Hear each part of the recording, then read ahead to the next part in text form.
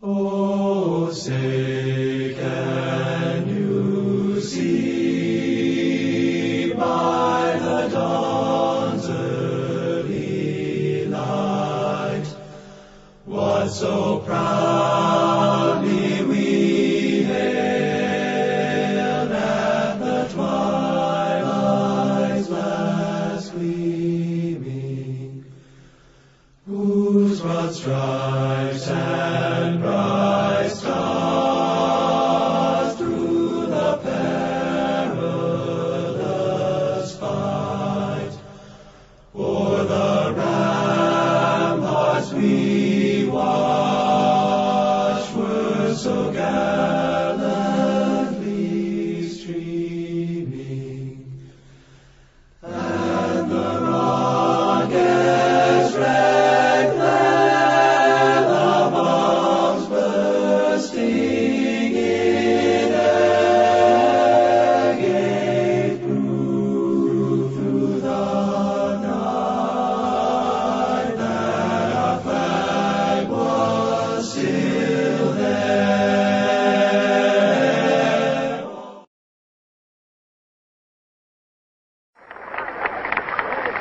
I am happy to join with you today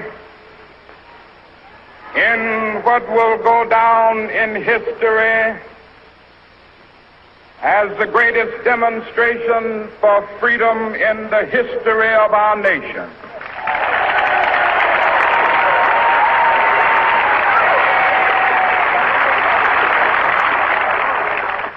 Five score years ago,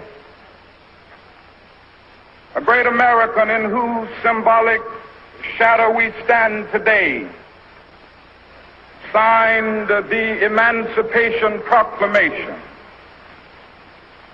This momentous decree came as a great beacon light of hope to millions of Negro slaves who had been seared in the flames of withering injustice. It came as a joyous daybreak to end the long night of their captivity. But 100 years later, the Negro still is not free. 100 years later, the life of the Negro is still sadly crippled by the manacles of segregation and the chains of discrimination. 100 years later, the Negro lives on a lonely island of poverty in the midst of a vast ocean of material prosperity. 100 years later, the Negro is still languished in the corners of American society and finds himself in exile in his own land. When the architects of our republic wrote the magnificent words of the Constitution and the Declaration of Independence, they were signing a promissory note to which every American was to fall heir. This note was a promise that all men, yes, black men as well as white men, would be guaranteed the unalienable rights of life, liberty, and the pursuit of happiness. It is obvious today that America has defaulted on this promissory note insofar as her citizens of color are concerned. Instead of honoring this sacred obligation, America has given the Negro people a bad check, a check which has come back marked insufficient funds.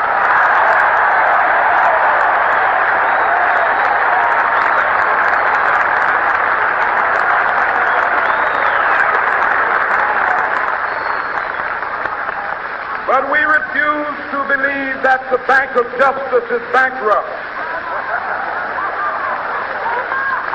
We refuse to believe that there are insufficient funds in the great vaults of opportunity of this nation. So we've come to cash this check, a check that will give us upon demand the riches of freedom and the security of justice. We have also come to this hallowed spot to remind America of the fierce urgency of now. Now is the time to make real the promises of democracy. Now is the time to rise from the dark and desolate valley of segregation to the sunlit path of racial justice. Now is the time to lift our nation from the quicksands of racial injustice to the solid rock of brotherhood. Now is the time.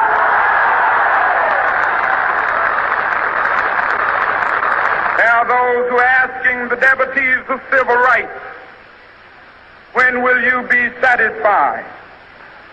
We can never be satisfied as long as the Negro is the victim of the unspeakable horrors of police brutality. We cannot be satisfied as long as a Negro in Mississippi cannot vote and a Negro in New York believes he has nothing for which to vote.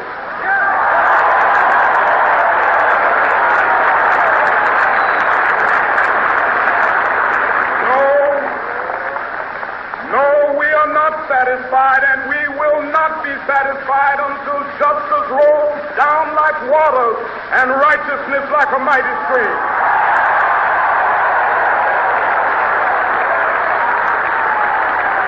Let us not wallow in the valley of despair. I say to you today, my friends,